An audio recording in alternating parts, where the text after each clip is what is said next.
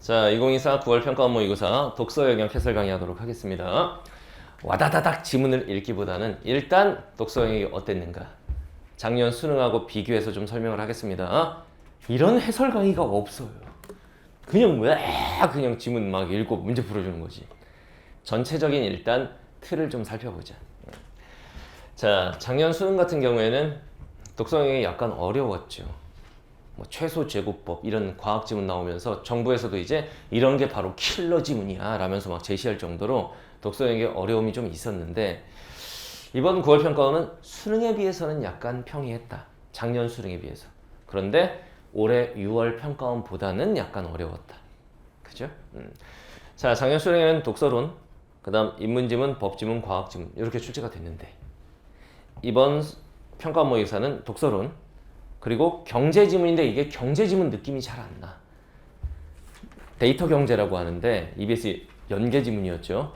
경제지문의 느낌은 별로 안 나. 여러분들도 읽으면서 이게 경제야? 내가 지금 경제지문이라고 하니까 그런가 보다 하는 거지. 경제지문이라는 느낌 별로 못 받았죠. 그 다음에 기술지문. 기술지문이 출제가 됐고 그럼 6평에 의해서 9평도 기술지문이 출제되는 걸 보면 올해 수능은 기술 출제 가능성이 좀 높은 건가? 라고 생각해 볼 수는 있어요. 왜냐면 과학 분야를 출제하게 되면 물화생지 이쪽으로 그냥 전문적인 내용을 출제하게 되면 누가 유리해? 이과 학생들이 유리하다 보니 국어 영역은 이제 중립적이어야 되잖아. 어느 쪽에 유리하면 안 되는 거잖아. 근데 기술 영역은 이과 애들이라고 특별히 유리하다? 그렇게 볼 수 없거든. 그래서 기술 지문. 물론 과학적인 내용을 가미한 기술 지문이죠. 그 다음에 인문지문. 신분제와 관련된 이 독서론을 제외한 나머지가 싹 다 EBS 연계지문입니다. 그것도 연계 유사성이 굉장히 높은. 되겠죠? 자, 작년 수능에서 특이사항은 과학지문이 굉장히 어려웠고 그걸 킬러 지문이다 라고 정부 정책 발표 자료에 나왔었다고. 그런데 올해 특징이 뭐냐면 이 9월 평가원이 지문은 읽을만해. 지문 읽을 때 어려워. 뭔 소리야? 이런 거 없어. 그죠? 그런 건 없는데 막상 문제를 풀다 보면 왜 답이 안 나오지? 답이 안 보이는데? 이렇게 되는 거야. 선택지가 좀 까다로웠습니다. 그럼 남은 시간 동안에 여러분들이 신경 써야 되는 것 중에 하나는 뭐냐면 선택지 분석 연습. 이거 수업 시간에도 선생님이 강조를 했었는데 문학, 독서, 선택 과목 공통으로 남은 시간 동안에 선택지 분석 연습을 잘 하는 사람들이 올해 수능을 잘 볼 겁니다. 선택지 분석적으로 보기. 올해 어떤 애들이 망할 거냐면은 선택지를 그냥 이미지로 보는 거지. 슥 보고 제끼고 슥 보고 제끼고 얘네는 올해 수능 말아먹을 것이다. 그렇게 가면 안 돼. 선택지 분석 연습 어떻게 하는 거냐면 일단 첫 번째 선택지 끊어읽기. 모든 선택지는 크게 봤을 때 한 두 부분으로 이루어져 있죠. 주어부와 서술부. 딱 잘라서 앞부분이 맞는지 확인하고 앞부분이 맞으면 뒤에도 맞는지 확인하고 앞부분이 틀리면 뒤에는 볼 것도 없고 이런 식의 선택지 끊어읽기. 그 다음 두 번째 키워드 잡기. 되게 중요한 얘기인데 처음부터 끝까지 다 틀린 말만 써있다. 그거 누가 못 풀어. 근데 매력적인 오답들의 특징이 뭐야? 다 그럴싸해. 다 맞는 말인데 잘못된 키워드 하나가 딱 박혀있어. 그걸 잡아내는 애는 그 선택지를 제낄 수 있는데 그냥 슥 보는 애들한테는 그게 안 보이는 겁니다. 이번 평가원 모의고사 6평도 그랬어요. 이건 올해 수능도 100% 장담하는데 그렇게 나온다. 다 맞아 보여. 그냥 전체적으로 뭉뚱그려서 보면 맞아 보여. 근데 세부적으로 들여다보면 여기 이 단어가 잘못 들어가 있네 이렇게 되는 거예요. 그래서 선택지를 슥 보고 제끼는 애들은 올해 수능 망할 겁니다. 선택지를 분석적으로 보기. 답을 결정짓는 키워드를 잡는다. 결과적으로 뭔가 좀 추상적으로 선택지에 접근하면 안 돼. 여러분들은 이미지화해. 그럴싸하군 제끼고 이런단 말이야. 그게 아니라 정확하게 구체화를 해서 선택지를 봐야 한다. 이게 남은 시간 동안에 여러분들이 반드시 연습해야 할 일이다. 알겠어요? 이렇게 가야 된다. 유빈이 알겠어? 유빈이라고 아주 건장한 남학생이 있는데 지금 전국으로 네 이름이 나가는 거예요 지금. 유빈이 반드시 이렇게 해요. 대답을 하라고. 했어요. 목소리도 굉장히 걸쭉하죠? 자, 요 연습을 하셔야 됩니다. 자, 그럼 바로 보겠습니다. 자, 모든 지문을 다 읽어주면 좋겠지만 독서론까지 내가 읽으면서 설명해야 되겠냐? 그건 아니잖아. 이런 거는 간단한 경향만 설명할게요. 자, 독서론은 이전처럼 뭐 무난하게 출제가 됐습니다. 1, 2, 3번에서 너무 어려웠어요. 이거는 좀 문제가 있는 거지. 그죠? 굉장히 평이하게 출제가 됐습니다. 그러니까 독서론이라고 하는 게 거의 이런 거죠. 독서의 방법, 독서의 과정, 독서의 의의와 관련된 내용들. 그리고 문제는 거의 일치 문제로 그냥 풀면 풀려버리는 이런 형태죠. 자, 문제만 한번 간단히 볼까요? 1번. 대부분의 읽기 발달 연구의 내용과 일치 문제. 그냥 눈깔 있니? 이런 문제였어요. 답은 2번이죠. 상호 간의 작용 없이라니. 있죠. 자, 다음 문제 2번. 기억에 대한 기억. 읽기 준비 단계. 그 문단만 잘 봐도 됩니다. 그죠? 답은 3번이었지? 명확히 알지 못하는 단계죠. 답은 3번. 문제 3번. A와 보기를 비교하라. 공통점과 차이점 파악하는 문제죠. 뭐 어렵지 않아요. 3번이죠. 보기 박스. 첫째 줄, 둘째 줄만 딱 봐도 그냥 답이 나오는 거지. 여기는 뭐 어렵지 않았어. 자, 4번에서 7번. 이게 이제 경제 지문인데 전혀 경제 지문스럽지 않죠. 그러니까 일반적으로 이제 경제 지문 하면 경제학적 개념을 설명하고 이래야 되잖아. 그냥 일반적인 사회 지문으로 보이지, 일반 사회 지문. 근데 이거를 이제 경제 지문이다라고 출제를 한 거야. 왜 그런 걸 생각해 보면 정부 정책에 따라서 킬러 지문 출제를 배제하라고 그랬잖아. 그런데 그 사례로 나왔던 게 브레턴우즈 경제체제. 이게 킬러 지문의 사례라고 정부에서 발표를 했거든. 국민들한테. 그러면 이제 그런 전문적인 지식을 다루는 경제 지문은 출제되기는 어렵겠구나. 그냥 경제 지문스러운데라는 느낌을 주는, 또는 경제적인 개념을 다루더라도 읽으면 이해가 될 만한 충분한 사례와 함께 설명하는 그런 지문이 출제가 되겠죠. 안 그러면 이제 킬러 지문이란 말이 나올 테니까. 알겠죠? 경제 지문이다. 자, 빅데이터 관련돼 있는데 일단 이 지문도 선생님 뭐 다 읽으면서 설명하지는 않겠습니다. 그럼 간단하게만 한번 내용을 좀 볼게요. 원래는 문제 분석하고 그 다음 읽어내려가면서 한 방에 끝까지 읽는 게 아니라 중간중간 문제를 한 두어 문단 읽었어. 더 읽으면은 머리가 다 꼬여버릴 것 같아. 거기서 잘라서 일치 문제 같은 건 풀어가고. 무슨 말인지 알겠지? 이렇게 가는 건데 일단 이 지문은 간단하게 전반적인 내용을 좀 볼게요. 빅데이터 관련 내용이다. 두 번째 문단은 정보의 소유권이 누구에게 있느냐. 쉽게 말하면 포털 사이트, 네이버 이런 데서 우리 정보들을 갖고 있죠. 걔네가 정보 소유의 주체가 될 수 있느냐. 내 정보인데 그럼 누가 주체냐, 뭐 이런 얘기 하는 거고. 자, 그 다음 문단이 이제 핵심 내용이죠. 그 다음 문단 좀 읽어볼게요. 봐봐. 최근에는 논의의 중심이 데이터의 소유권 주체에서 데이터에 접근하기 위한 방안으로서의 데이터 이동권으로 바뀌고 있다. 이 지문에서 가장 중요한 개념, 데이터 이동권이죠. 이 데이트가 아니고 데이터. 알겠어요? 우리나라는 데이터에 대해 소유권이 아닌 이동권을 법으로 명문화하여 정보 주체의 개인정보 자기 결정권을 강화하였다.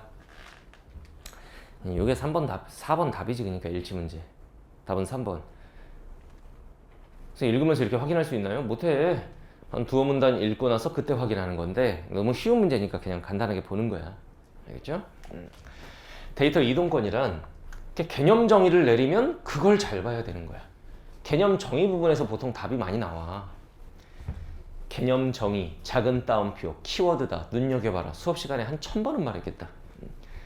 정보 주체가 예를 들면은 나에 대한 정보 주체는 나야. 본인의 데이터를 보유한 자에게, 예를 들면 네이버에게 데이터 이동을 요청을 합니다. 내 데이터 좀 나한테 보내줘. 또는 내 데이터 좀 저기 동사무소에 보내줘. 이렇게 하면 그 데이터를 본인 혹은 지정한 제3자, 나에게 또는 동사무소에게 무상으로 전송하게 하는 권리이다. 무상으로. 요걸 잘 봤어야 돼. 무슨 말인지 알겠지? 정보 주체는 난데 나의 데이터를 네이버가 갖고 있어. 네이버에서 나의 주민번호도 알고 있고 뭐 이럴 수 있잖아. 나에 대한 정보를 많이 갖고 있겠지? 나의 쇼핑 내용이나 이런 거 갖고 있단 말이야. 야, 그거를 저기 동사무소에 좀 보내줘. 그럴 때 동사무소에 돈 받는 게 아니라 무상으로 전송하는 거다. 이게 지금 한 문제의 답을 결정해, 이게. 알겠어요? 그러겠지. 네이버는 내 정보를 가지고 이런저런 활용을 할 수 있을 거 아니야. 그 자체만으로도 걔네 이익을 얻는 거야. 근데 내 정보를 동사무소에 보내주는데 거기서 또 이득을 취하고 이럴 수는 없다 이거야. 무상으로 전송하는 거다. 다만 이런 거 중요하다고. 그래서 선생님이 역접 접속사에 별표 치고 뒷문장 잘 봐라. 답을 결정하는 문장일 가능성이 높다. 다만 본인의 데이터라도 내 정보지만 빅데이터 보유자가 수집하여 네이버가 그걸 수집하고 내 정보 그대로가 아니라 만약 분석하고 가공하는 개발 과정을 거쳤다. 그래서 새로운 가치 형성이 됐다. 그것은 여기에 해당하지 않는 거예요. 알겠죠? 그것은 지금 여기에 해당하지 않는다. 위에 나온 사례에 해당하지 않는다. 위에 나온 개념에 해당하지 않는다. 알겠습니까? 이 내용 눈여겨봤으면 5번과 6번이 그냥 풀립니다. 알겠죠? 자, 다음 A 부분 볼게요. A 부분과 B 부분 관점 차이를 파악하는 문제가 나왔는데 데이터 이동권의 법제화로 기업은 데이터의 생성 비용과 거래 비용을 줄일 수 있다. 좀 긍정적으로 보는 거죠, 이거는? 긍정적으로 보는 입장. 그래서 그 문단 끝에 보면 기업 간의 공유나 유통이 촉진되고 산업이 활성화될 수 있다. 긍정적으로 보는 거야. 자, B에서는 한편이면 이제 화제 뒤바뀌는 거지? 관점이 바뀌어. 정보 주체가 보안의 신뢰성이 높고 데이터 제공에 따른 혜택이 많은 기업으로 데이터를 이동하면, 그러니까 내 정보를 다음에서 네이버로 다 옮겨버렸어. 그러니까 포털 다음에서 네이버로 다 옮겼어. 근데 많은 사람들이 그렇게 다 해버렸어. 정보가 한 곳에 집중되지. 데이터가 집중되어 데이터의 공유나 유통이 위축될 수 있다. 이런 우려도 있습니다. 이건 이제 부정적인 입장에서 보는 거예요. 그렇게 되면 어떻게 되느냐? 신규 기업의 시장 진입은 어려워지고 뭐 이렇게 되는 거예요. 알겠어요? 지금 우리나라에서 새로운 포털 사이트가 성장한다는 건 거의 불가능에 가깝습니다. 네이버나 이런 거대 공용 포털 사이트가 딱 자리 잡아버리면은 거기서 이제 빅데이터를 다 가지고 있죠. 새로운 포털 사이트 그런 것들이 나와도 성장할 수 있는 환경이 아니야. 이런 건 좀 부정적으로 봐야겠다. 이런 거예요. 알겠나요? 가렵다고 샤워하고 나왔습니다. 예, 지금 좀 건조해서 그런가 봐, 날씨가. 선생님 좀 긁더라도 더러워 죽겠네 이렇게 생각하지 말고, 아, 저 사람이 건조해서 그렇구나, 피부가, 이렇게 생각하면 되겠어요. 그래서 문제 4번은 답이 3번이고 뭐 이건 설명할 거 없고. 자, 소유권 아니라고 그랬잖아. 이동권이지. 자, 문제 5번 봅시다. A, B의 입장에서 가나다라에 대해서 이해한 내용으로 적절하지 않은 것은, 가나다라에 봐봐. 가는 정보 주체가 지정하여 데이터를 전송받은 기업. 이런 거지. 선생님이 네이버한테 내 정보를 삼성한테 넘겨줘. 근데 아까 중요한 건 뭐였어? 넘겨줄 때 돈 받아? 무상으로라고 했다라는 거. 알겠죠? 그럼 나는 정보 주체의 데이터를 보유했던 기업, 네이버가 내가 지정한 삼성에 정보를 넘겨준다. 근데 이렇게 넘겨줄 때는 무상이라고 그랬다. 무상. 선생님, 무상으로가 무슨 뜻인데요? 수능 보지 마. 무상으로, 무료로. 알겠어요? 그 다음 다라는 뭐냐? 다는 데이터 보유량이 적은 신규 기업, 라는 데이터가 집중된 기존 기업. 근데 얘네가 얘한테 잘 공유를 안 해주더라. 그럼 이제 신규 기업은 성장할 수가 없다. 됐나요? 자, 선택지 1번 봐봐. 뭐 1번을 봐. 이 문제 어렵지 않죠. 답은 5번이 많이 틀렸네 문제. 볼게요. 선택지 1번. A의 입장에서 끊어. 선택지 끊을기. 가는 이르지 말고 그 말을 넣어서 읽어. 데이터를 전송받은 기업은 데이터 이동권 도입을 통해 나의 데이터를 재사용할 수 있게 되었으므로 끊어. 오케이, 맞지? 그럼 데이터 생성 비용을 줄일 수 있다. 맞잖아. 제끼고. 이번 A의 입장에서 끊어. 긍정적 입장이야. 정보 주체가 데이터 이동을 요청하여 데이터를 전송받는 제3자가 다라면 다 끊어봐. 다라면 신규 기업. 그럼 다는 분쟁 없이 정보 주체의 데이터를 받게 되어 거래 비용을 줄일 수 있다. 맞잖아. 그걸 정보를 전송받으니까. 알겠죠? 자, 3번 B의 입장에서 끊어. 좀 부정적 입장. 다가 라와의 거래에 실패해서 데이터를 수집하지 못하여 다의 데이터 생성 비용이 발생하면 끊어. 안 그래도 신규 기업인데 돈 많이 들잖아. 그럼 데이터 관련 산업의 시장에 진입하기가 어려워진다. 맞죠? 제끼고.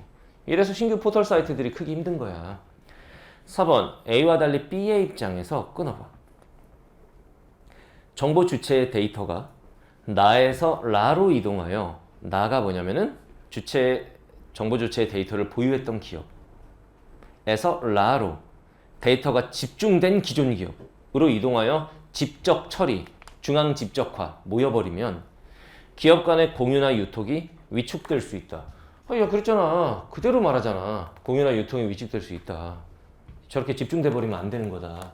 맞잖아. 왜 이걸 쓰는 거지? 시간이 없어가지고. 시간이 좀 부족했군요. 대강 풀었군요. 답은 5번인데 많이 맞긴 했는데 왜 5번인지를 몰라요, 애들이.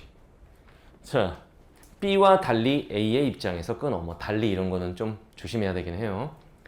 나가 뭐냐면 정보 주체의 데이터를 보유했던 기업은 가로 데이터를 전송받게 된 기업. 정보 주체가 지정했어. 삼성으로 보내줘 내 데이터를.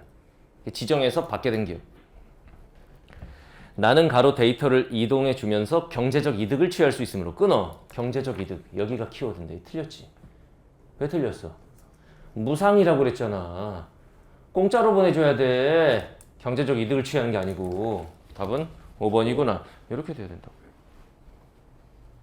뒤에 보면 맞아. 데이터의 공유나 유통의 활성화에 기여할 수 있다? 공유나 유통의 활성화? 그렇지. A의 끝부분에서 이런 말을 하니까. 공유나 유통이 촉진된다라고 말을 했으니까 활성화되고. 그러니까 뒷부분 보고 제낀 사람들은 맞았어도 맞은 게 아니야. 뒷부분은 맞아 지금. 경제적 이득을 취할 수 있으면 여기 보고 제꼈어야 돼. 그건 아까 무상으로. 그래서 선생님이 항상 독해할 때는 개념 정의가 나오면 잘 봐야 된다. 이동권이란 정보 주체가 본인의 데이터를 보유한 자에게 그게 나지 가 나중에 데이터 이동을 요청하면 가로 이동해달라. 데이터를 본인 혹은 지정한 제3자에게 무상으로 전송하게. 무상. 봐봐. 이게 나. 그 다음에 제3자. 이게 가. 사례는 항상 수업 시간에 강조했던 거. 사례는 개념에 적용해서 이해할 때 의미가 있다. 알겠나요? 이렇게 되는 거잖아. 경제적 이득을 취할 수 없습니다. 무상이라고. 무상. 공짜로 가야 돼. 공짜로. 나가 경제적 이득, 즉 돈 받고 전송하는 게 아니에요. 알겠나요? 이 이유를 정확히 알고 맞춘 사람들이 별로 없더라고. 그냥 어떤 느낌적인 느낌으로 맞췄다고 할까? 그러면 성적은 오르지 않습니다. 자, 그다음 문제 6번 보세요. 자, 3점짜리 문항이긴 한데 이것도 뭐 그렇게 어려웠다고 하고 볼 수는 없겠지? 저 이거 봐봐. 보기 박스에서 포인트가 뭐냐 여기서. 항상 보기 박스 읽을 때는 선생님이 수업 시간에 뭘 찾으라고 그랬니? 지문과의 교집합을 찾아라. 지문과의 교집합 이거 봐봐. A은행은 고객들의 데이터를 수집하고 이를 분석 가공하여 자산관리 데이터 서비스인 이런 걸 제공했다. 분석 가공했으면 이거에 대해서 아까 나왔지. 그 개념 정의 부분에서 분석 가공한 경우 새로운 가치가 창조된 거기 때문에. 그래서 뭐라 그랬니? 분석 가공하는 개발 과정을 거쳤으면 이거는 이에 해당하지 않는다. 이에 해당하지 않는다. 이에 저 찾으라고 그랬지. 그 이에는 앞에 있는 이동권에 해당하는 거죠. 그건 이동권의 대상이 아니다. 다 수업 시간에 강조했던 내용들이야. 저 지문의 유기적 독해를 위해서는 반드시 그 내용을 파악해야 한다. 알겠죠? 4번 봐봐. 선택지 4번. 갑이 본인의 데이터를 보유한 A은행을 상대로 요청한 연령별 맞춤형 금융상품 추천 서비스 내역은 끊어봐. 이거는 A은행이 분석 가공한 자료이기 때문에. 그지? 그러면 데이터 이동권 행사의 대상이 아니라 이거죠. 분석 가공했으니까. 그럼 답은 4번이라 이거야. 됐나요? 자, 다음 문제 7번 어휘 문제. 이런 건 외국인 아니면 맞췄을 거라고 봐요. 손 치워봐. 외국인이다. 선생님 제자는 이런 것도 틀리나요? 내 제자 아닙니다. 얘.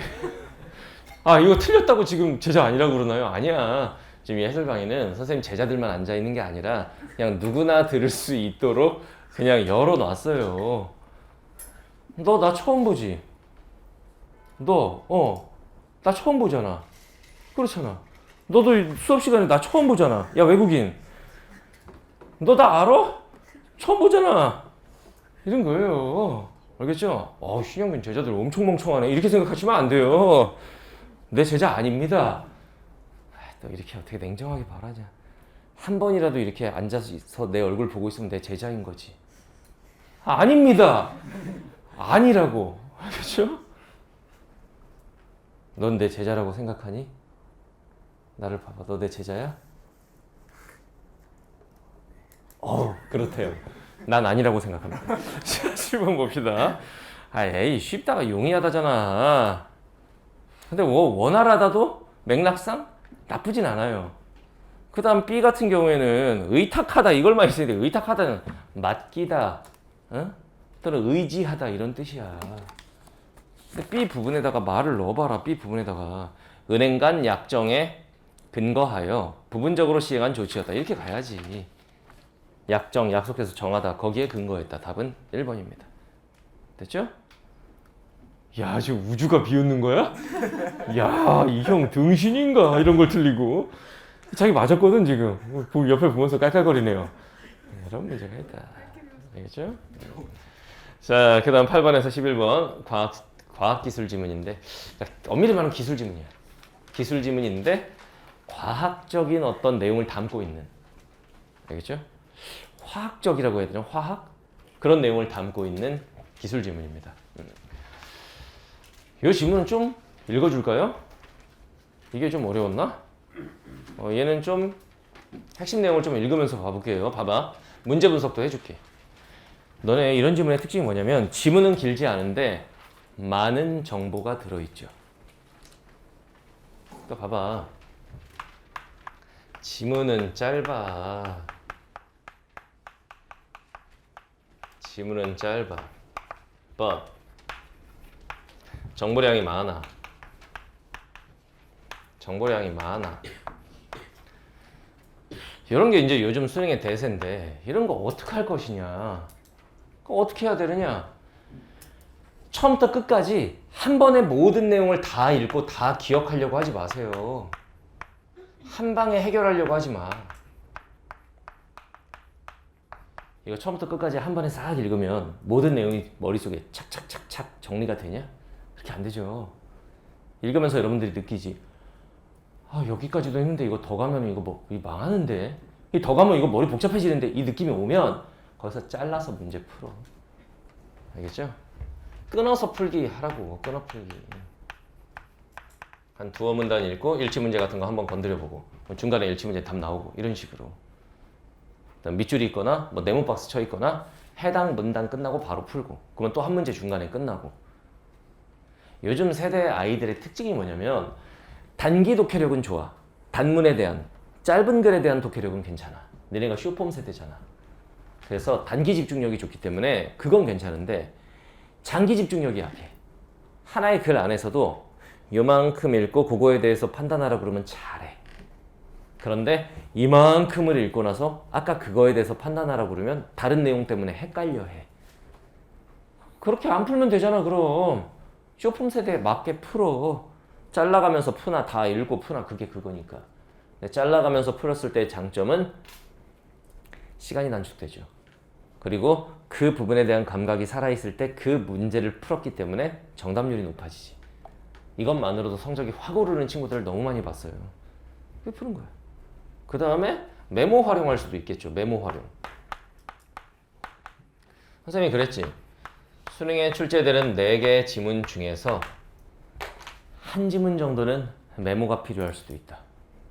그런 경우에 메모를 한다. 그러면 이제 여러분들이 걱정하는 건 이거죠. 시간 부족해 죽겠는데 언제 메모를 합니까? 이러겠지?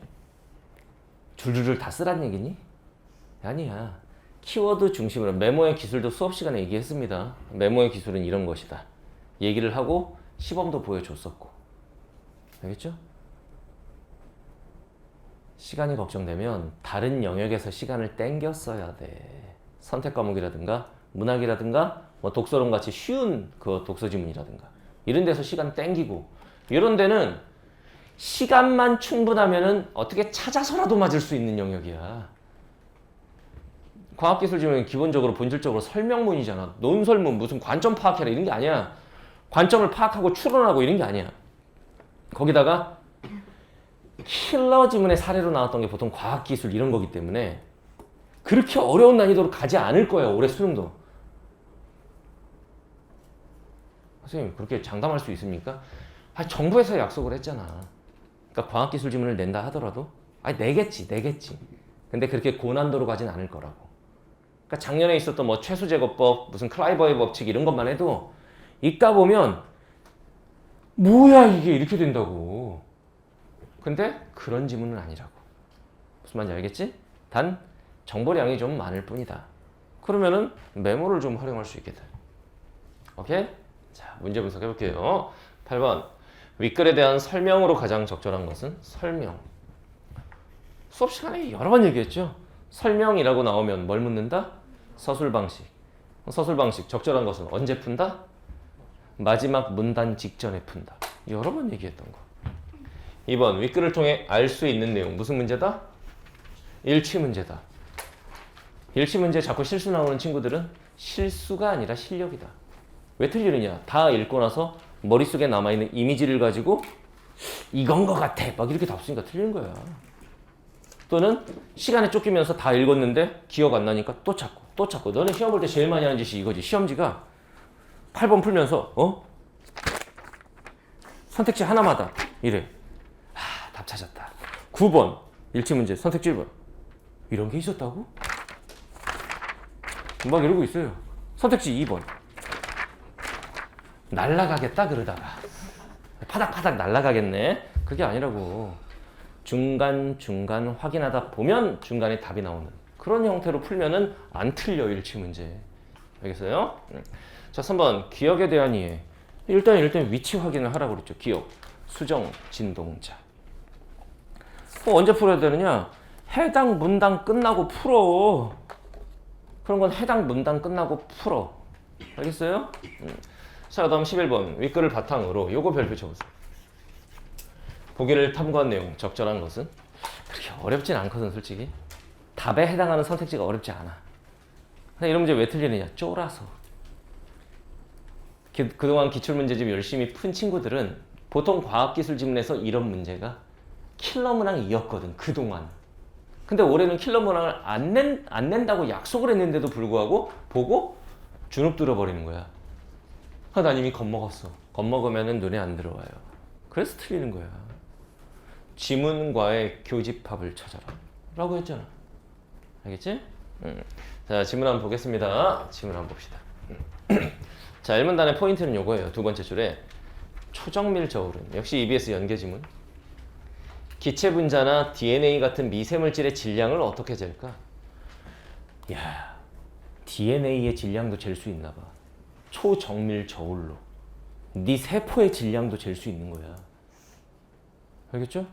네 몸무게를 재는 거 우리 그냥 체중계로도 되는데, 야, 네 DNA 니네 집 체중계에다 올려놓으면은 나오겠냐? 안 나오지. 초정밀 저울.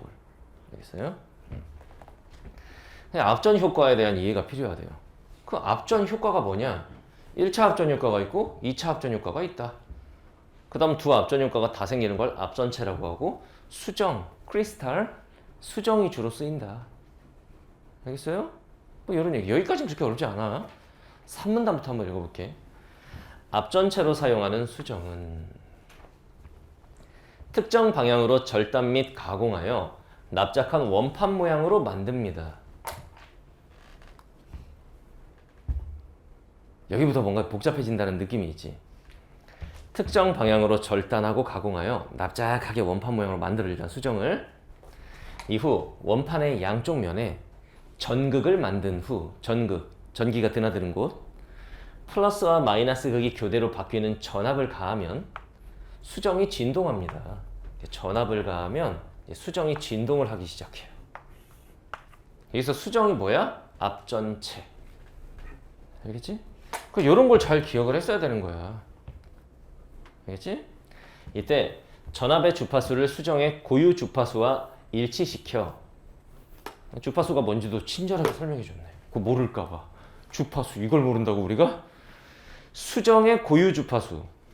그러니까 수정 크리스탈이 갖고 있는 고유 주파수와 이 전압의 주파수를 일치시켜 주면 수정이 큰 폭으로 진동하도록 하는 거야. 알겠죠? 그러면 진동을 측정하기가 쉬워요. 이게 수정 진동자입니다. 수정의 진동자라고 부르는 거예요. 알겠지? 그래서 조심해야 되는 건 뭐냐면 저 수정 진동자와 수정의 고유 주파수는 다른 겁니다. 수정의 고유 주파수는 수정 자체가 가지고 있는 고유한 주파수고, 수정 진동자는 전압을 걸어서 큰 폭으로 진동하도록 만든 것이 수정 진동자예요. 이해됐어? 고유 주파수란 개념 정의는 키워드. 그게 답을 결정한다라고 방금 전에도 얘기했었지. 고유 주파수는 뭐냐? 어떤 물체가 갖는 고유한 진동 주파수. 옛날에도 기출문제에서 이런 거 나왔었어. 고유한 진동 주파수. 그러면 이 수정이라는 앞전체가 가지고 있는 고유 주파수는 변하니 안 변하니? 안 변해요. 기본적으로는 변하는 값이 아니야 이게. 수정 자체가 가지고 있는 고유한 주파수야. 근데 같은 재료의 앞전체라도 수정이라도 모양과 크기에 따라 달라질 수는 있어. 봐봐. 수정 자체가 갖고 있는 고유 주파수는 있는 거고, 이걸 어떤 모양으로 어떤 크기로 만드느냐에 따라 달라질 수는 있다. 알겠죠? 수정 진동자에 어떤 물질이 달라붙어 질량이 증가하면, 자, 수정 진동자 여기 나온 요거잖아. 전압을 걸어서 큰 폭으로 진동하도록 만든 거. 오케이?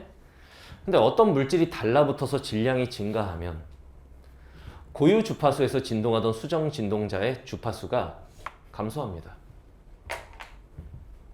왜냐면 봐봐. 수정 진동자 플러스 어떤 물질이 달라붙으면, 그러면 수정 진동자 혼자 있을 때보다 무언가가 달라붙었으니까 질량이 증가하겠죠. 당연한 얘기라는 거야. 질량이 증가하면 어떻게 되느냐? 그럼 너네 한번 생각해봐. 원래 이렇게 진동자가 파르르 진동하고 있었어. 이렇게. 그런데 여기에 이런 애가 하나 착 달라붙었어. 그럼 얘가 좀 무거워지겠지. 그럼 이렇게 파르르 진동하던 애가 그 진동 폭이 어떻게 되겠니? 감소하겠지, 무거우니까. 알겠어요? 이렇게 된다. 질량이 증가하고. 그렇게 되면 어떻게 된다? 고유 주파수에서 진동하던 수정 진동자의 주파수가 감소한다. 주파수는 감소하게 된다. 이런 얘기를 하네. 수업 시간에 얘기했던 뭐냐면, 뭐뭐 하면 뭐뭐 하다. 증가하면 감소하고, 감소하면 증가하고, 이 관계성을 나타내는 부분. 수업 시간에 별표 5,000개 치고 가르쳤던 거예요. 관계성을 나타내는 문장은 문제로 직결된다. 기억나요? 이게 그런 거야. 그리고 그 관계성을 나타내는 부분은 읽고 나면 기억이 잘 안 난다. 그래서 반드시 메모하라. 이런 얘기를 했었죠. 메모했죠. 자, 수정 진동자의 주파수는 매우 작은 질량 변화에도 민감하게 변하므로 기체 분자나 DNA 같은 미세한 물질의 질량을 측정할 수 있어요. 알겠어요? 진동자에서 질량 민감도는 주파수의 변화 정도를 측정된 질량으로 나눈 값인데, 이런 것도 수정 진동자의 질량 민감도가 매우 커. 그러니까 저런 미세한 DNA나 이런 거의 질량 측정에도 사용될 수 있는 거야. 여기 나온 이런 것도 메모하면 이렇게 되겠지. 진동자에서 질량 민감도는 라고 하는 건 주파수의 변화 정도를 측정된 질량으로 나눈 것이다. 그러면 어떻게 되는 거야? 측정된 질량 분의 어떻게 되는 거야? 주파수의 변화 정도. 주파수 변화. 선생님, 왜 분자 분모가 이렇게 됩니까? 죽여버릴 거야. 이거를 이거로 나눈 값이다. 막 이렇게 표현해봐. 주파수 변화 정도 나누기 측정된 질량. 그러면은 측정된 질량 분의 주파수 변화 정도잖아. 이랬을 때 수능에서 이제 뭘 물어보냐?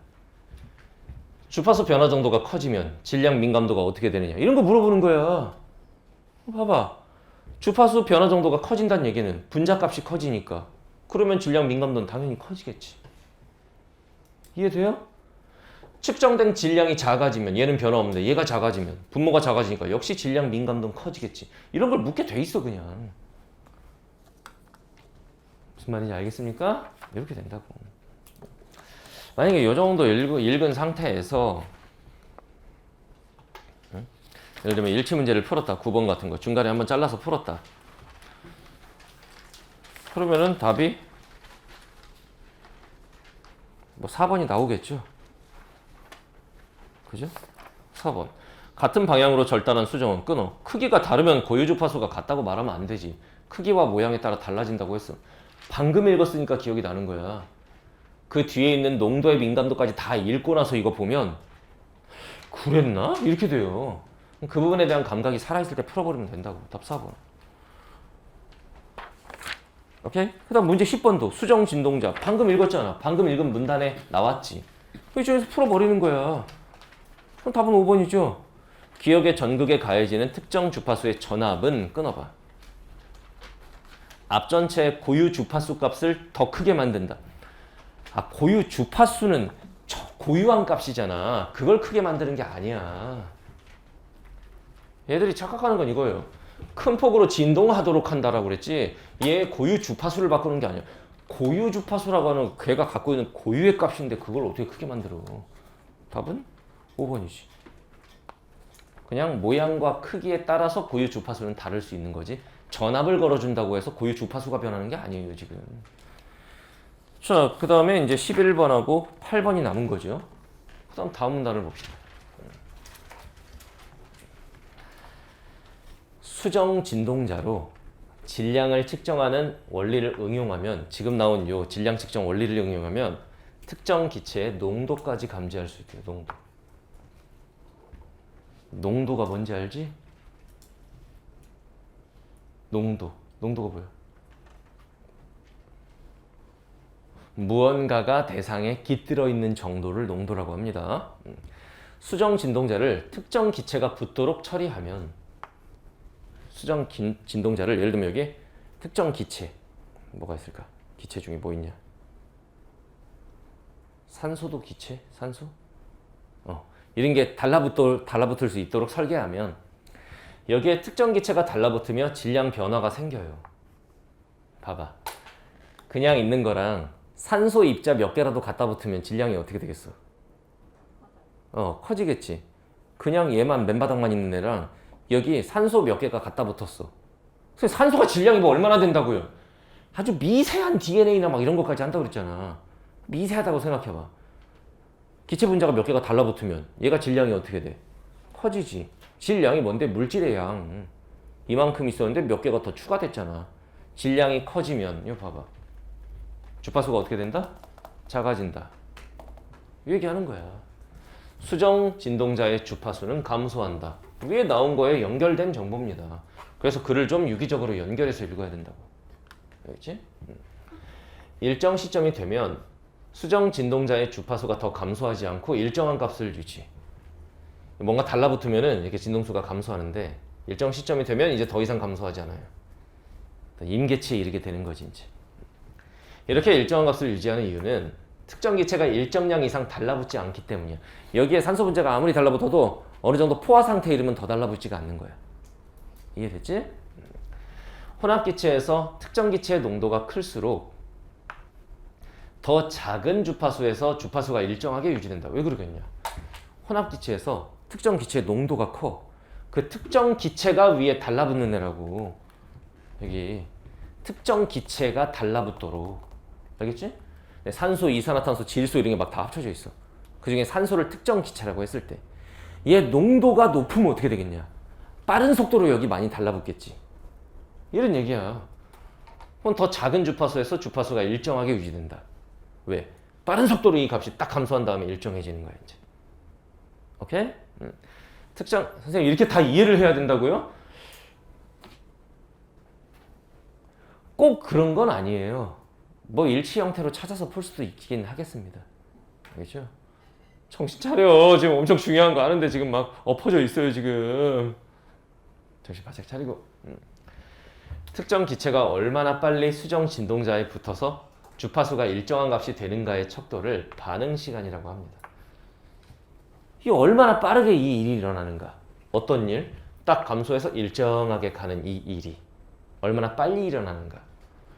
반응 시간이 짧을수록 금방 반응할수록 그 기체의 농도는 빨리 질 수 있다. 그러겠지. 그럼 느릴수록 빨리 질 수 있겠냐? 그렇죠? 자, 그럼 마지막 문단 직전까지 왔으니까 8번을 풀어요. 뭐 이건 따로 설명 안 해도 되지? 답은 5번이죠.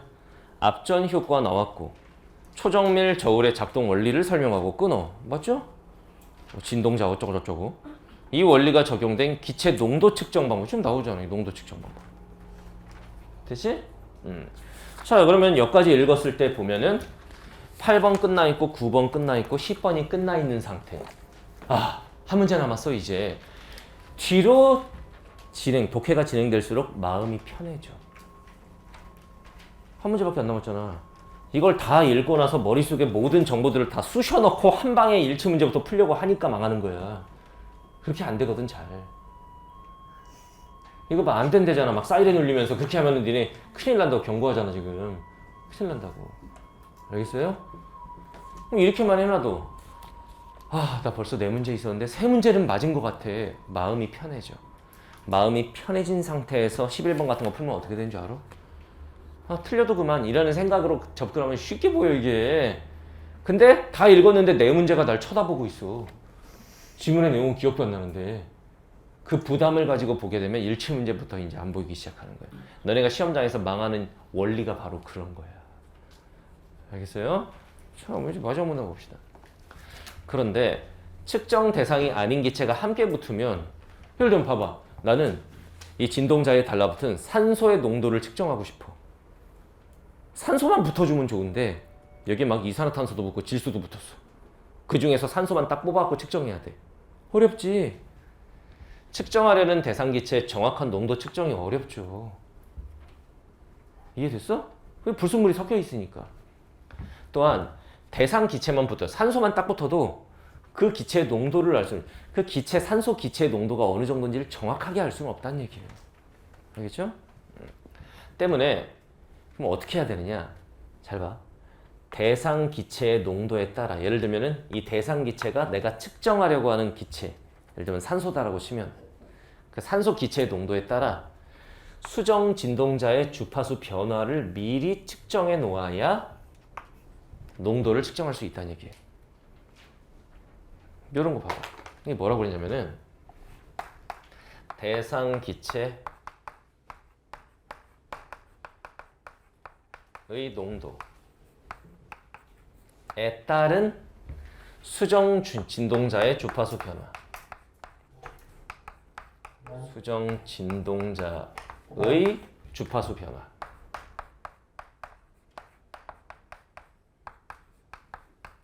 이 관계를 미리 알고 있어야 된다 이거야. 그러니까 예를 들면 이거야. 봐봐. 예를 들면 산소가 대상 기체야. 얘 농도가 10일 때 수정 진동자의 주파수는 5만큼 변화하더라. 산소가 예를 들면은 뭐 8일 때 농도가 8일 때 수정 진동자의 주파수는 뭐 예를 들면 3만큼 변화하다. 그냥 예를 들면 대강 넣는 거야. 숫자 아무거나. 숫자가 중요한 건 아니니까. 이걸 미리 알고 있어야 한다 이거야. 그 후에 대상 기체의 농도를 모르는 혼합 기체에서 주파수 변화를 측정하면 대상 기체의 농도를 몰라. 이것저것 섞여 있는 혼합 기체에서 주파수 변화를 한번 측정해봐. 그랬더니 주파수 변화가 3인 거야. 아, 그럼 여기에는 대상 기체 산소가 한 8 정도 농도가 되나 보다. 기존에 측정해 놓은 것과의 비교를 통해서 알 수 있다는 얘기지. 알겠나요? 그다음 수정 진동자의 주파수 변화를 농도로 나누면 이것도 마찬가지야. 수정 진동자의 주파수 변화. 이게 분자값이 되는 거고 나누기 농도. 이게 분모값이 되는 거고.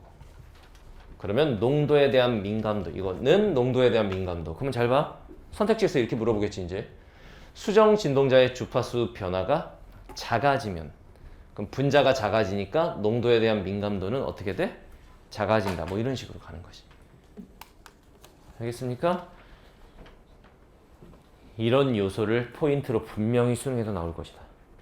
이제 자 그럼 보자. 문제 11번. 보기 박스 봐봐요.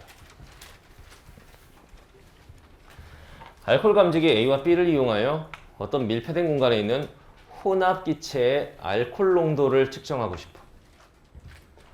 그러면 저기서 알코올이 지문으로 치면 교집합 대상 기체가 되는구나.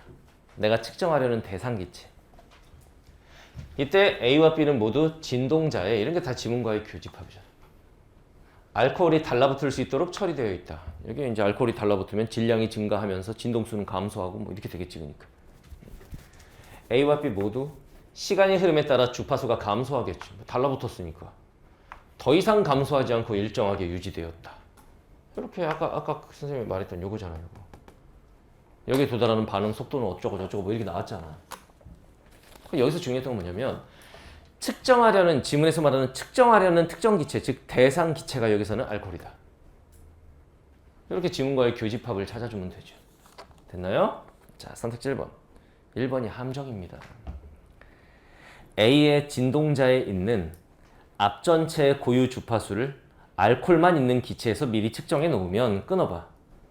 그러면 혼합 기체에서의 알코올의 농도를 알 수 있다. 자, 선생님 봐봐. 앞에 봐봐. 혼합 기체에서의 잘 봐. 이거 끝부분이야. 혼합 기체에서의 대상 기체, 알코올 기체의 농도를 알려면 어떻게 해야 된다고 그랬냐면 요거였어요, 요거. 그래서 대상 기체, 알코올. 알코올 기체의 농도. 선생님, 알코올은 액체인데요? 죽여버릴 거야. 적용해갖고 보는 거 아니야. 알코올도 증발시키면 기체가 되겠지 뭐. 대상 기체, 알코올. 그 알코올 기체의 농도 변화에 따른 수정 진동자의 주파수 변화를 미리 측정해 놓고 그 다음에 이제 비교를 하는 거지. 선택지 1번은 A의 진동자에 있는 앞전체 고유 주파수를 알코올만 있는 기체에서 미리 측정해 놓으면 이게 아니란 말이야. 알코올 농도에 따른 주파수 변화를 미리 측정해 놔야 되는 거야. 그래서 1번 선택지가 좀 어렵습니다. 그리고 엄밀히 말하면 A의 진동자에 있는 앞전체의 고유 주파수를 앞전체가 지문을 좀 뭐 수정 이런 거 아니야. 그게 아니고 수정의 고유 주파수가 아니고 수정 진동자의 주파수 변화야. 선생님 그 말이 그 말 아닙니까? 수정이 앞전체니까요. 아니지. 앞전체는 수정. 진동자, 수정 진동자는 뭐야? 전압을 걸어서 그 진동을 크게 만든 걸 진동자라고 한다고 그랬잖아. 앞전체와 진동자는 지금 다른 개념이야, 지문에서. 그것도 틀렸고. 알겠나요? 그럼 선택지 2번. B에 달라붙은 알코올의 양은 변하지 않고 다른 기체가 함께 달라붙은 후 진동자의 주파수가 일정하게 유지된다면 끊어봐. 밑줄 쳐봐. 다른 기체가 함께 달라붙은 후. 자, 앞에 보세요.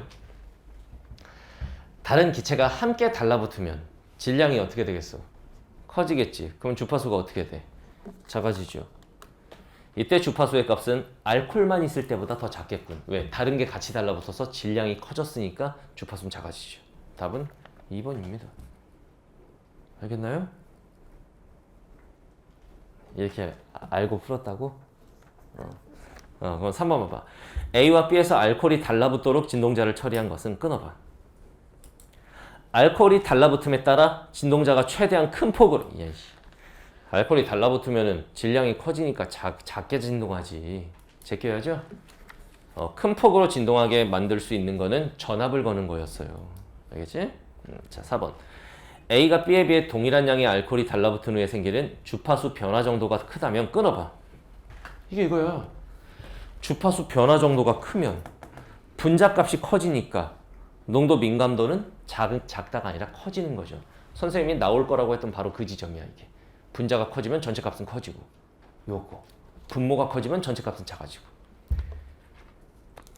이게 출제 포인트로 나온 수능은 역대 어마어마하게 많아. 이렇게 딱 메모했을 때 이게 커지면 전체값 커지고 분모가 커지면 전체값 작아지고 이런 식으로. 되겠죠? 일단 뭘 알아야 되냐면 봐봐. 지문에서 주파수 변화 정도를 측정된 질량값으로 나누면 이거 나누기 이거니까 이걸 분수로 표현할 수 있겠구나. 요거. 자, 선택지 5번. B가 A보다 알코올이 일정량까지 달라붙는 시간이 더 짧더라. 봐봐. 일정량까지 달라붙고 더 이상 포화 상태가 되면 안 달라붙는다고 그랬잖아. 근데 일정량까지 달라붙는 시간이 짧다는 얘기는 반응 시간이 더 빠르다는 얘기지. 알코올이 달라붙은 양이 서로 같다면 끊어. 양이 문제가 아니라 포화 상태에 이르는 시간이 짧으면 반응 속도는 짧은 거잖아. 그럼 A와 B의 반응 시간은 서로 같겠군이 아니라 빠르다지. 봐봐. 반응 시간 이거잖아. 일정량까지 딱 달라붙고 그 다음부터 일정해지는 거. 얼마나 많은 양이 달라붙었냐가 중요한 게 아니라 이 타이밍까지 도달하는 시간, 반응 시간. 반응 시간은 B가 더 빠르다죠. 알겠나요? 답은 2번이다. 이 문제가 약간 난이도가 있었다고 보입니다. 근데 이런 경우들이 있지. 문제 자체의 난이도는 있어. 나머지 선택지는 모르겠어 뭔 소린지. 답은 2번인 건 쉽게 나오는 이런 형태의 문제. 문제 난이도는 전반적으로 높으나 답은 정확하게 보이는. 되겠죠? 자, 그 다음에 12번에서 17번 이어가도록 할게요. 가나형 지문인데 이 가나형 지문이 비문학 이제 독서 영역 배치상 마지막 지문으로 배치가 됐잖아. 6평 때도 그랬었는데 이번에도 이렇게 나왔죠. 사실 기존에는 작년 수능까지는 독서론 다음에 가나형 이렇게 나왔었잖아. 그럼 이게 마지막에 있다고 해서 마지막에 풀어야 되느냐? 만약에 독서 영역을 마지막에 푸는 친구들이라면 전반적으로 봤을 때 독서, 문학 선택 과목인데 독서 영역을 마지막에 푸는 친구들이 많아요. 왜냐면 문학 같은 경우에 EBS 연계 작품들이 확확 보이고 하니까 먼저 풀어서 시간을 땡겨 놓는다. 선택 과목 그렇게 어렵지 않으니까 선택 과목을 먼저 풀어서 거기 시간 단축해 놓는다. 마지막에 독서를 푸는 친구들은 이 가나형이 끝에 있다고 해서 마지막에 풀면 안 돼. 왜? 그렇게 되면은 여기는 문제가 6개나 있는데 그 중에서 최소한 4문제 정도는 기본 문항. 누구나 맞을 수 있는 거. 그 다음 나머지 2문제가 살짝 난이도 있는 문항. 이 정도란 말이야. 그에 비해서 다른 지문들은 한 지문이 통으로 봐도 4문제밖에 안 되잖아. 근데 여기서는 누구나 맞을 수 있는 게 4개나 된단 말이야. 문제 푸는 순서상 마지막에 푸는 건 별로 좋지 않다. 알겠죠? 그 다음 문제 풀이의 기본은 뭐야? 가부터 드립다 읽으면 안 돼. 최악은 뭐냐면 가를 읽고 오케이. 그 다음 나까지 읽고 좋아. 12번 가를 읽고 헐 기억나지 않아. 나 때문에 망했다 얘는. 알겠죠? 문제 개수가 많으면 문제 분석을 먼저 해. 그 다음 문제 푸는 순서와 전략을 짜. 그리고 가, 나 주제통합형 지문의 특징이 뭐야? 공통 주제를 다루는데 관점이 좀 다른 거지. 그럼 가를 잘 읽고 나서 가에 대한 문제를 먼저 풀어줘. 그러면 한 절반 정도의 문제가 해결이 돼. 그 다음 남은 문제만 나를 읽고 해결하는 단계적 풀이 방식. 이게 중요한 거죠. 알겠나요? 자, 문제 분석했다고 치고 그 다음 가도 읽었다고 칠게요. 가는 어렵지가 않아요. 가는 굉장히 내용이 쉽기 때문에 가는 읽었다 치고 가에 관련해서 문제를 풀어보면 12번이 풀리죠. 일단 일치문제 뭐 답 4번이지. 조선후기 유학의 증가 현상은 끊어봐. 그게 증가하는 거 맞아. 경국대전의 신분체제가 작동되지 않는 그 신분체계는 작동하고 있는 상황 속에서죠. 답은 4번이고 그 다음에 문제 14번 기역과 관련해서 기역은 뭐냐면 잘 봐. 문맥을 잘 보면 양반 집단의 일원으로 인정받기 위해서는 유교적 의례의 준행 말이 좀 어렵나? 봐봐. 기역은 이거야. 양반 집단의 일원으로 인정받으려면 그러니까 앞에 있는 내용이 이거잖아. 그러니까 상인들도 유학 직역을 얻고자 했다. 돈 가지고 이제 양반을 사는 거겠지. 그러니까 그렇게 되면은 이게 제도적으로는 양반이 됐으나 온전한 양반으로 인정받지는 못했다.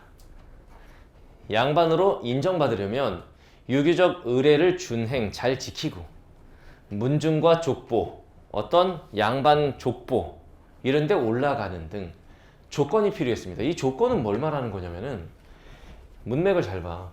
양반 집단의 일원으로 인정받기 위한 조건이에요. 그러니까 제도적으로는 양반이 되었더라도 실질적으로 인정을 못 받았다 이거야. 양반이 아니었다가 양반으로 편입된 사람들이. 그럼 진짜 실질적으로 인정받으려면 이게 필요했다. 저 기업과 관련해서 일단 선택지를 봐요. 적절한 것인가 적절하지 않으면 제끼면 되잖아. 1번 기억은 경제적 영향으로 신분 상승 현상이 나타나는 상황에서 끊어. 여기까지 맞지? 신분적 정체성을 지키려는 양반층의 노력이고 끊어봐. 그냥 언뜻 보면 맞아 보여요. 근데 이거 봐봐. 족보에 편입되고 이게 양반층이 노력하는 일인가? 양반층이 노력하는 건 아니지 이게. 그러면 엄밀히 보면 이거는 안 맞아. 제껴야 되고 2번 똑같아. 기억은 호적상 유학 직역이 증가하는 상황에서 끊어. 맞지? 양반 집단이 기득권을 지키기 위한. 그렇지. 여기까지는 맞아요. 자기들의 기득권을 지키려고. 개나 소나 양반으로 인정해 줄 수는 없다 이거야. 그런데 이게 자율적 노력이냐? 이게 양반의 노력인 건가? 양반의 노력이라고 볼 수는 없지 이게. 제껴야 되고. 3번 기억은 상민층이 유학 직역을 얻는 것이 확대되는 상황에서 끊어봐. 맞아요 여기까지는. 양반으로 인정받는 것을 억제하는 장치이고 끊어. 맞지. 3번 좋고. 그럼 4번 기억은 능력주의가 작동하기 어려운 현실적인 상황에서 끊어. 뭐 틀렸다고 볼 수는 없어요. 신분제 사회니까. 신분 구분을 강화하여 불평등을 심화하는 제도이고. 언뜻 보면 맞아 보이는데 이게 신분의 구분을 더 강화한다라고 볼 수는 없어요. 뭐 기존의 신분의 구분을 유지한다고 볼 수는 있지만 더 강화한다? 그건 아니지. 그죠? 제껴야 되고. 그리고 이걸 뭐 제도라고 볼 수도 없죠. 유교적 의례를 지켜라. 문중과 족보에 편입되어야 한다. 그래야 진정한 양반이 된다. 이건 제도라고 보기도 그렇잖아. 이게 선생님이 말한 선택지를 분석적으로 보는 거야. 너네는 뭐다? 너네가 국어를 잘 못하는 이유가 뭐다? 그냥 슥 보고 신분 구분을 강화해 불평등을 심한. 그렇지. 이게 슥 보는 거고 선생님이 말한 분석적으로 본다는 게 저건 제도라고 볼 수가 없다. 일단 기본적으로 이렇게 분석적으로 보는 거야. 그 다음에 5번 아니네. 기억은 여기까지네. 기억만 갖고도 1번, 2번, 4번을 날렸다. 3번 아니면 5번이 답이겠다. 3번은 절반이 맞다. 지금 기억에 대해서. 그런 경우에 3번이 답될 가능성이 90% 이상이다. 뭐 이렇게 가는 거죠. 알겠나요? 그 다음에 이제 또 가를 읽으면 풀 수 있는 문제가 16번. 자, 보기 박스에는 토마스 모어의 유토피아 뭐 이런 게 나오는데 가와 관련해서 보면은 선택지 2번 봐봐. 유토피아에서 보기 박스에 관료는 노동을 면제받지만 특권이 세습되지 않는다는 점에서 끊어. 세습이 안 돼. 근데 가에서 양반은 세습이 되잖아. 다르다 이거야. 맞지? 제끼고. 그 다음 선택지 4번. 이렇게 보는 거야. 16번 같은 걸 가나를 다 읽고 푸는 친구들은 대책 없어. 이때쯤 한번 풀었어야 돼. 가 읽고 나서. 유토피아에서 노동계급이 학자계급으로 승격되는 것은 학업 능력을 기준으로 추천받는다는 점에서 끊어. 그렇지? 보기 박스 나오지. 가의 상민 출신인 유학이 양반으로 인정받을 때 학업 능력 기준으로냐? 아니지. 그러니까 다르고 경제적 능력을 기준으로지. 돈으로 사는 거잖아. 그러니까 다르다라고 볼 수 있죠. 맞죠? 가에서 답이 안 나왔지? 그 다음 문제 17번. A와 문맥상음이 문맥적 의미인데 A 보면 굳어졌다. 단어를 보는 게 아니라 앞단어를 보고 푸는 거다. 뭐가 굳어지느냐? 유학은 이러이런 명칭으로 굳어졌다. 알겠죠? 그러니까 이게 뭐 얼음이 딱딱하게 굳어졌다 이런 게 아니야 지금. 알겠지? 자, 선택지 1번. 가훈으로 굳어졌다. 답은 1번이죠. 나머지 봐봐. 2번 대지가 굳어졌다. 3번 결심이 굳었다. 4번 몸이 굳었다. 5번 얼굴이 굳었다. 이 앞단어를 찾은 다음에 앞에 있는 것과 성격이 가장 유사한 것. 답은 1번이야. 이렇게 푸는 거라고. 이건 맞았네. 이렇게 푸는 거예요.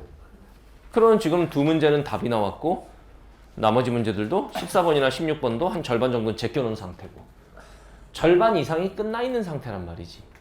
알겠죠? 그 다음 나를 볼게요. 아예 나가. 이게 이번 구평의 특징이 읽을 때는 쉽네 이렇게 읽었는데 막상 문제 풀 때 보니까 되게 헷갈리는 거지. 자, 나를 읽어볼게요. 경국대전 체제에서 가에도 나왔던 경국대전 체제, 그 신분제. 양인은 관료가 될 수 있다는 점에서 능력주의가 일부 작동하는 것처럼 보이지만, 그러니까 양인에는 뭐가 있고 뭐가 있고 뭐가 있고 막 나왔었지 가에. 실제로는 양반 이외의 신분에서는 관료가 되기 어려웠습니다. 관료라고 치면 지금으로 치면 뭐 공무원이라고 생각하면 되겠지. 양반만 될 수 있었어요. 이러한 상황에서 17세기 유형원은 반계수록이라는 책을 썼는데, 이게 책이지 책 이렇게 돼 있으면, 19세기의 정약용은 경세위표라는 책을 통해 각각 도덕적 능력주의에 기초한 일련의 개혁론을 제시하였다. 알겠죠? 그러니까 나는 뭐냐면은 이제 개혁론, 신분제도의 개혁론에 대해서 얘기를 하는 건데, 나에서는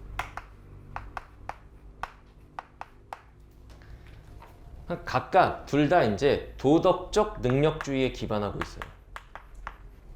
경제적인 능력이 아니고, 넌 돈 많으니까 양반, 이게 아니고 도덕적 능력주의. 너는 도덕적으로 훌륭한 사람이니까 양반이 될 만하구나, 뭐 이런 거죠.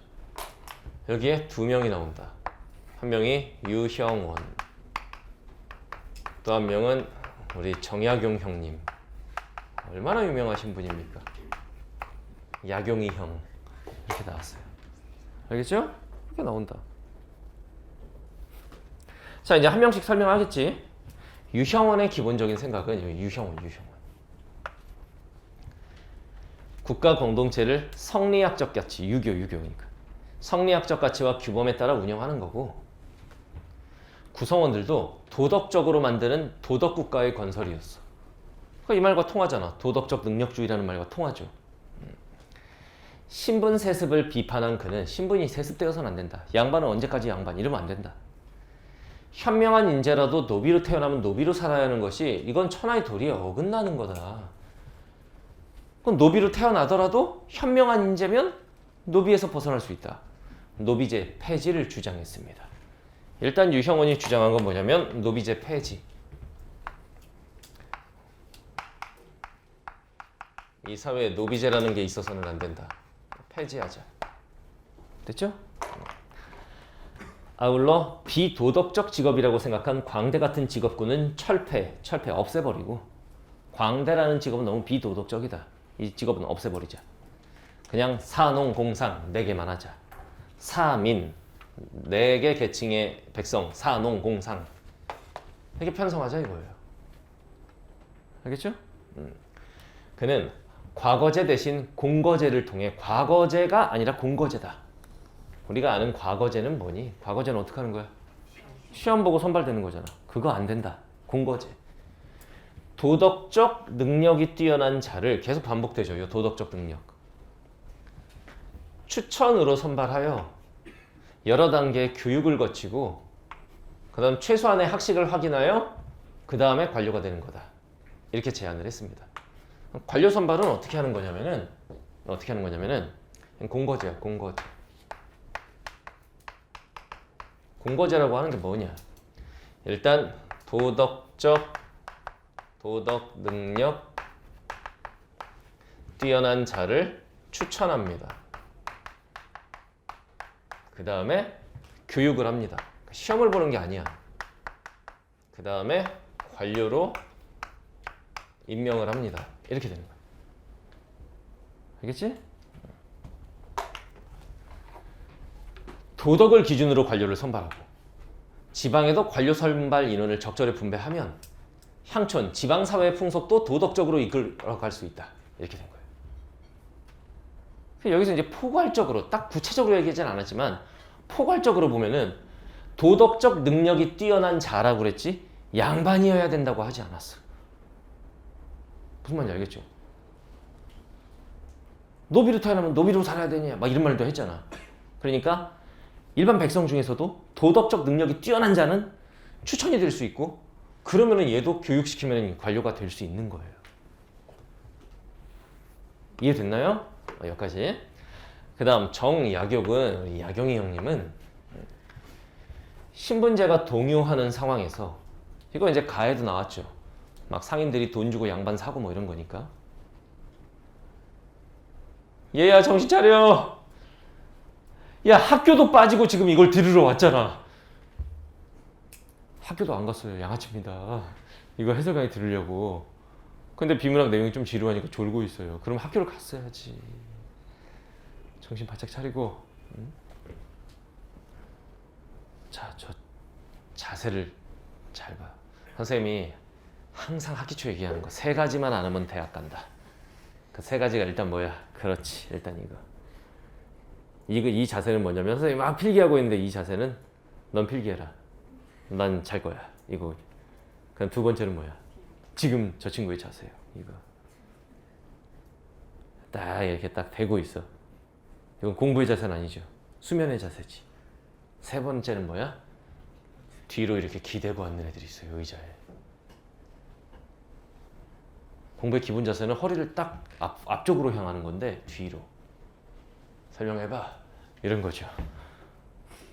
대학 가면 내 손에 장을 짓는다. 못 가. 종합 3종 세트도 있습니다. 어떻게 하는 거야? 한쪽을 이렇게 하고 한쪽은 이렇게 하고 뒤로 이러고 있어. 어떤 일을 하더라도 실패할 것이다. 유튜버를 해도 실패할 거야. 왜냐면 기본적인 마인드가 안 돼 있는 거거든. 이거는 모든 일에 있어서. 이거라고. 근데 우리 우주는 참 신기해. 이렇게 하지도 않고 이렇게 하지도 않고 이렇게 하지도 않아.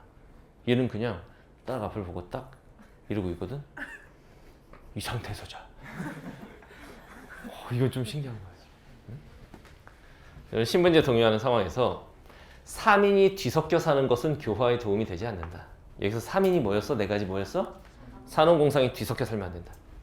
산업공상을 구분하여 거주하는 것을 포함한 행정구역 개편을 구상했다. 이야, 우리는 정약용 선생 엄청 훌륭한 학자로 알고 있는데 이거 보면은 나쁜 놈이네 이런 생각할 수 있죠. 이에 맞춰서 산업공상 중에 4집단을 재편해야 한다. 이렇게 본 거예요. 저희 정약용님은 일단은 뭐라고 그랬냐면은 행정구역을 개편해야 돼. 어떻게 개편을 해야 되느냐? 산업공상 구분거주. 산업공상 구분거주. 선비들끼리 살고. 옛날에 양반마을 막 이런 것도 있었어요. 상인들은 상인들끼리 살고 모여 살아라 이거야. 그리고 4집단을 재편을 해야 됩니다. 행정구역은 개편을 하고 그 다음 4집단을 재편합니다. 4라고 하는 게 이제 선비 4자지. 4집단을 재편을 해야 되는데 어떻게 재편해야 되느냐? 도덕적 능력의 여부에 따라 추천으로 예비 관료인 선사를 선발하고 관료의 예비 명단 선사. 그러니까 사의 선 이전 단계다 이거지. 일정한 교육을 하고 여러 단계의 시험을 거친 다음에 그 다음에 관료를 뽑자. 좀 복잡하네요. 알겠죠? 자 보면은 사집단은 어떻게 재편하냐면은 일단 도덕 능력으로 추천합니다. 이거는 유형원하고 똑같죠. 도덕 능력이 높으면 추천을 해요. 추천을 하고 그 다음에 이거에 따라서 예비 관료인 선사를 선발하고 그 다음에 교육합니다. 근데 유형원은 교육한 다음에 바로 관료였잖아. 그 다음에 여러 단계 시험을 거쳐야 돼요. 그 시험 패스 못하면은 관료가 될 수 없는 거야. 알겠지? 그 다음에 이제 어떻게 되는 거냐면 관료가 되는 겁니다. 그러니까 유형원에 비해서 좀 더 세밀하다 이게. 오케이? 사 거주지에서 더 많은 선사를 선발하도록 했지만 사 쪽에서 더 많이. 근데 농민과 상공인에도 선사의 선발 인원을 배정했어요. 농민과 상공인, 즉 농공상에서도 선사가 될 수 있었습니다. 그러면 이거 봐봐. 농공상도 선사가 될 수 있었어. 도덕 능력이 뛰어나서 추천받으면. 그러면 교육받고 시험 패스하면 관료가 될 수 있었겠지. 그러니까 쉽게 말하면 상인도 관료가 될 수 있는 길이 열린 거야. 노비 이외에서 사 집단으로 진출할 수 있도록 한 거예요. 노비는 안 되네. 노비제에 대해서는 사를 뒷받침하기 위해 유지되어 노비제 유지하네. 유형원과의 결정적 차이점이 나오네. 노비제는 유지입니다. 유형원과의 결정적 차이점이 나온 거지 지금. 알겠어요? 여기서 선사가 될 수 있는 거는 사 집단에서 많이, 사 집단 많이 하기는 했지만 농공상도 가능.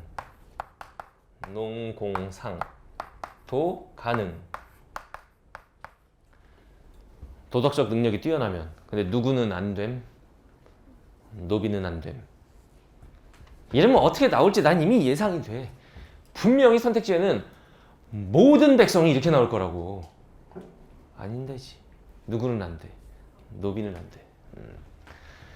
자, 여기까지만 읽으면 그래도 할만한데 이 다음 문단이 지랄이에요. 여기서 마치 저 앞의 내용을 다 엎어버리는 느낌이 들어. 잘 봐. 도덕적 능력주의와 관련하여. 자, 선생님 손 봐. 도덕적 능력주의와 관련하여. 됐지? 두 사람은 모두 사회 지배층으로서의 사에 주목했다. 봐봐. 사에 주목했어요. 사에 주목했어요. 사. 요 사. 여기에는 사라는 말이 안 나오지만 유형원도 사에 주목했다 이거지. 사농 공상 중에 사 그러니까. 알겠어요? 얘도 사에 주목했는데 사가 사회 지배층이 되는 거야. 여기서 이제 잘 봐야 돼. 여기서는 사가 지배층이라는 걸 알겠지. 관료가 되니까. 근데 여기서도 뭐냐면은 사는 지배층이야. 사는 지배층. 결국은 여기도 관료가 되면은 사겠지 그러니까. 알겠어요? 유형원은 다스리는 자인 사와 다스림을 받는 민. 그러면 나머지겠지? 농공상의 구분을 분명히 하는 것이 천하의 이치라고 보고. 이게 헷갈리는 거야. 아니 선생님, 아까 유형원은 도덕적 능력만 있으면 누구나 관료가 될 수 있다고 하지 않았습니까? 맞아요. 그런데 어떻게 사하고 다스림을 받는 민의 구분이 분명해질 수가 있습니까? 헷갈리는 거야. 이게 뭐냐면은 도덕적 능력이 있으면, 이거 잘 봐, 집중해야 돼. 도덕 능력으로 추천받아갖고 교육받은 관료가 돼서 사가 될 수가 있어. 그거는 원래부터 사인 애들만 되는 게 아니라 다른 애들도 도덕 능력이 뛰어나면 될 수는 있어. 근데 뭐냐면 일단 되고 난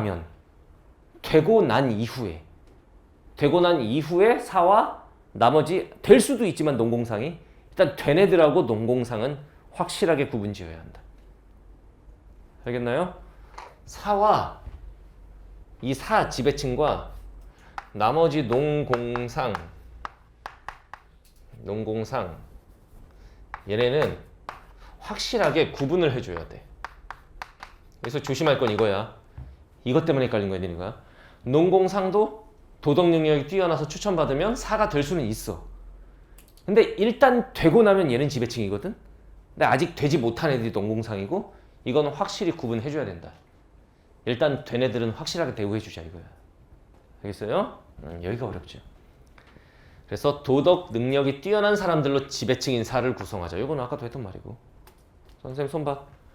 도덕 능력이 뛰어난 애들을 추천받아서 결국은 관료가 되는 거죠. 사가 되는 거야. 지배층이라고 했으니까 관료를 말하겠지. 그러니까. 지배층 이퀄 사, 사 이퀄 지배층 이퀄 사, 지배층 이퀄 관료. 그러니까 사는 관료. 알겠죠?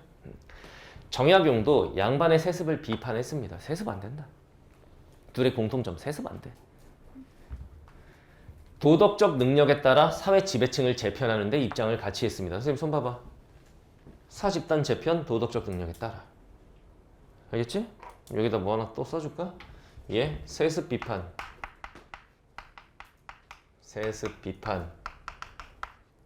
야경이 형님도 세습 비판. 둘의 또 공통점이. 이 공통점과 차이점이 좀 헷갈리게 나왔습니다. 알겠지? 그 다음 또 헷갈릴 거야. 또한 두 사람은이면 공통점이야 차이점이야? 공통점. 두 사람은 사회 전체의 도덕 실천을 이끌기 위해 사 집단의 정치, 권력, 경제력 등을 집중시키려고 했습니다. 그 여러분들 머릿속에서는 이게 이해가 안 되는 게 뭐냐면 선생님 이거 너무 차별하는 거 아닙니까? 맞아요. 일단 이런 과정을 거쳐서 사회에 들어온 사람들한테 정치와 경제력을 집중시켜주자. 된 애들은 확실하게 밀어주자 이거야. 누구나 될 수는 있지만 일단 된 애와 아직 되지 못하는 애들은 확실하게 구별해주자. 이런 얘기예요. 이해됐어요? 이 사한테 요 사 지배층이잖아. 경제, 정치, 집중이야.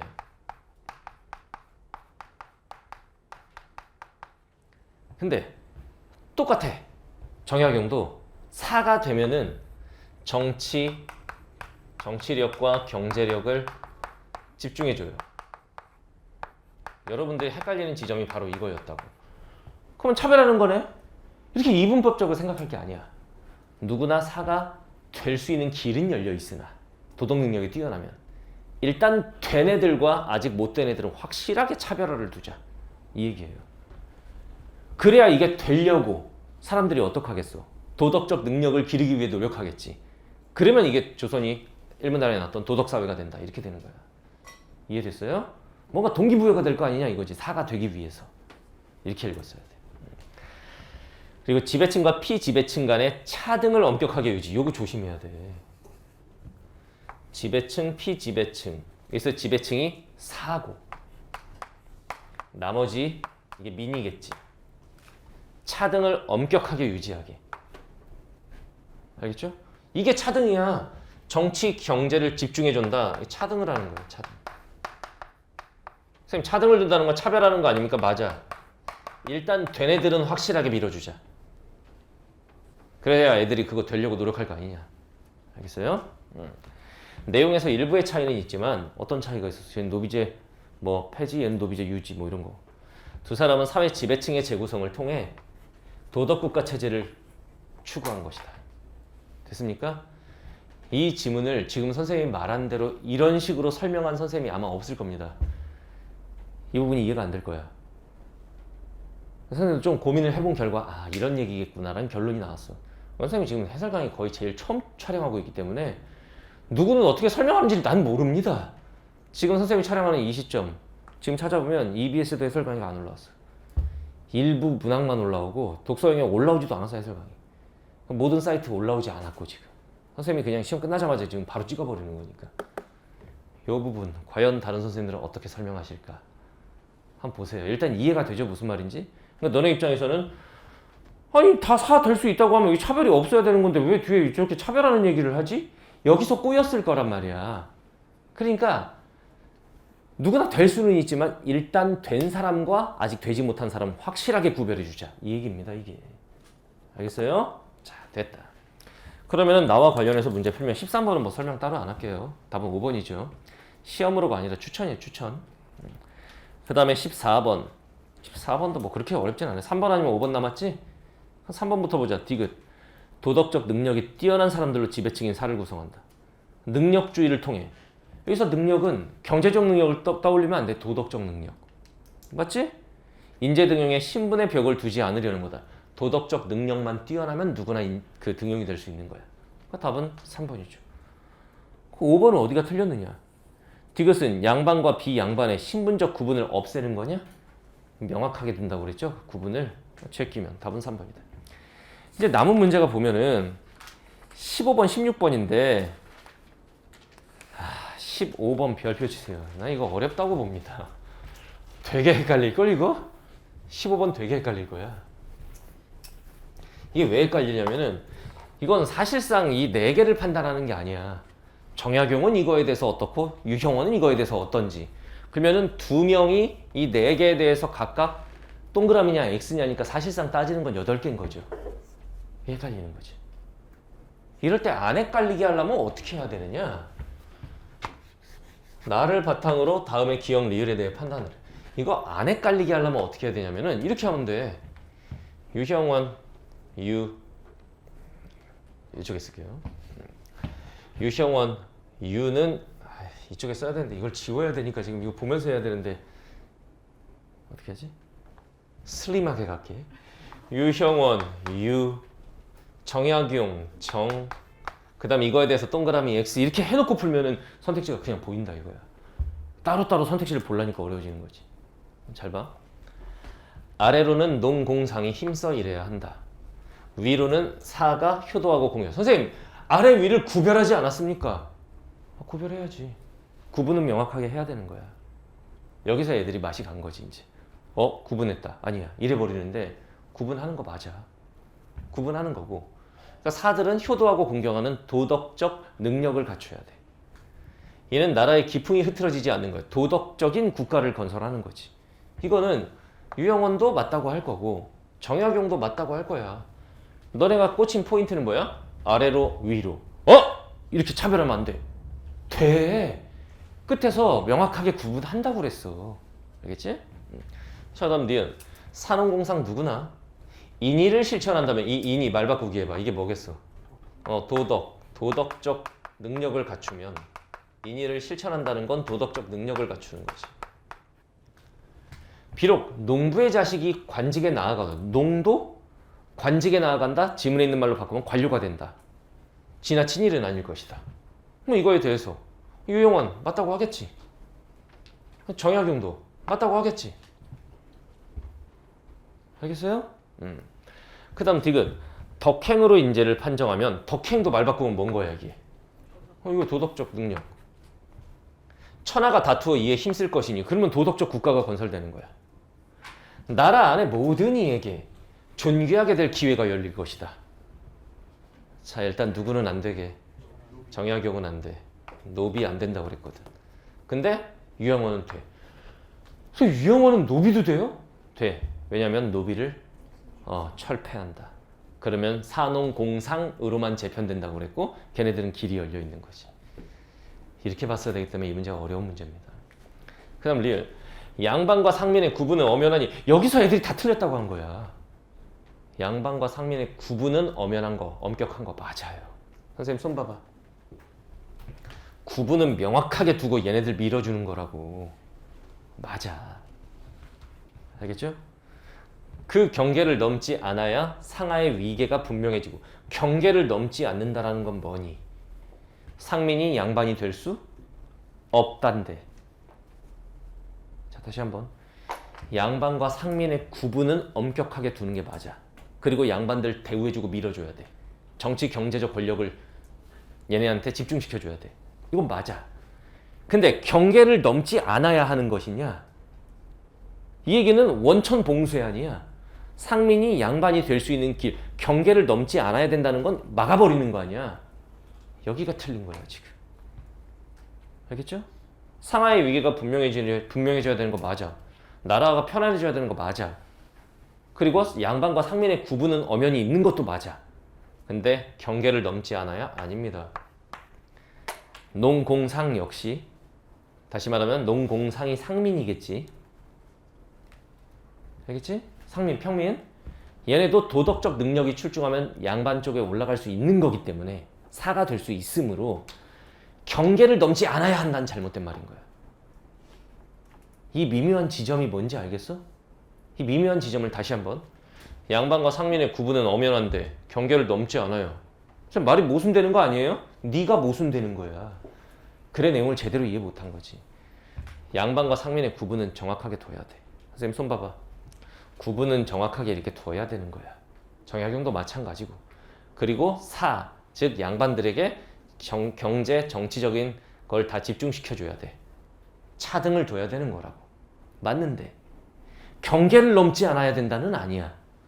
상민이 양반이 될 수 있어. 도덕적 능력이 출중하면. 무슨 말인지 알겠죠? 경계를 둬야 하는 건 맞지만 경계를 넘지 않아야 된다는 건 잘못된 것이다. 됐어. 이제 이렇게 동그라미 다 해놨으면 이제 하면 돼. 니네가 해봐. 유영어는 기역과 리을에 동의하고 리을은 동의 안 하겠지. 리을 제끼고. 2번 유영어는 니은과 디은에 동의하지 않겠군. 둘 다 동의하네. 유영어는 제끼고. 3번 유영어는 아니 니네가 하라고 이렇게 동그라미까지 해줬잖아. 선생님 지가 읽으면서 왜 그래요? 미안하다. 답은 5번이에요. 정약용은 기역에 동의하고 정약용 기역 동의하고 디귿에 동의하지 않겠군. 그래 X다. 이렇게 효율적으로 풀어주는 선생님이 없습니다. 잘 보셔야 돼요. 알겠죠? 도영이 이해가 됐어요? 이렇게. 그 다음에 문제 16번인데 지문과의 교집합 찾으면 되는 거라고 그랬잖아요. 이거 지문과의 교집합. 알겠죠? 난 가에 대해서는 이미 제꼈고 이것도 그냥 보면 되겠지? 선택지 1번. 유토피아에서 연구와 공공의 일에 전념하는 사람들은 선발의 과정을 거친다는 점에서 끊어. 선발. 가의 유학은 그냥 돈 주고 사는 거였는데 나의 선사는 도덕적 능력이 뛰어나면은 추천받아서 선발되는 거지. 그럼 맞지? 제끼고. 2번 아까 제꼈고 3번. 이거 봐. 2번하고 4번이 제껴져 있으니까 얼마나 마음이 편하냐. 그렇게 안 해놨으면 너네 가를 또 읽어야 돼. 그거 찾아다니면서. 얼마나 비효율적으로 푸냐고 니네가. 4번. 유토피아에서 학자 계급에서만 권력층이 나오도록 한 것은 끊어. 나에서 우월한 집단인 사 집단의 정치 권력을 집중시키고자 한 거랑 비슷하다. 그래. 집중시켜주는 거야 그거는. 누구나 그게 될 수는 있어. 무슨 말인지 알겠지? 근데 되고 나면은 아직 되지 못한 애들하고는 완전히 딱 구분해서 집중시켜주는 거야. 맞아요. 제끼고. 그러면 답은 5번인데 이거 잘 봐. 일단 보통 다 이렇게 설명하실 거야. 유토피아에서 노동계급과 학자계급 간의 이동이 가능한 것은 끊어. 주어를 잘 봐야 돼. 이동이 가능한 것은 어쩌고 저쩌고 하므로 유형원 정약용의 구상과는 다르군. 그러면 발음이 안 돼. 그러면 유형원 정약용은 계급 간의 이동이 안 되냐? 되잖아. 자 다시 한번. 유토피아에서 노동계급과 학자계급 간의 이동이 가능하다라고 써 있잖아. 끝에 보면은 학자계급도 노동계급으로 환원될 수 있고 노동계급도 공부에 진전이 있으면 학자계급이 승격될 수 있어. 이동이 가능하지. 가능한 것은 어쩌고 저쩌고 해서 유형원 정약용의 구상과는 다르군. 얘네도 계급 간의 이동이 돼 안 돼? 돼요. 일단 되고 나서는 구분이 확실하지만 이동할 수 있어요. 농공상도 사가 될 수 있거든. 다르군. 이게 틀렸어. 답은 5번이야.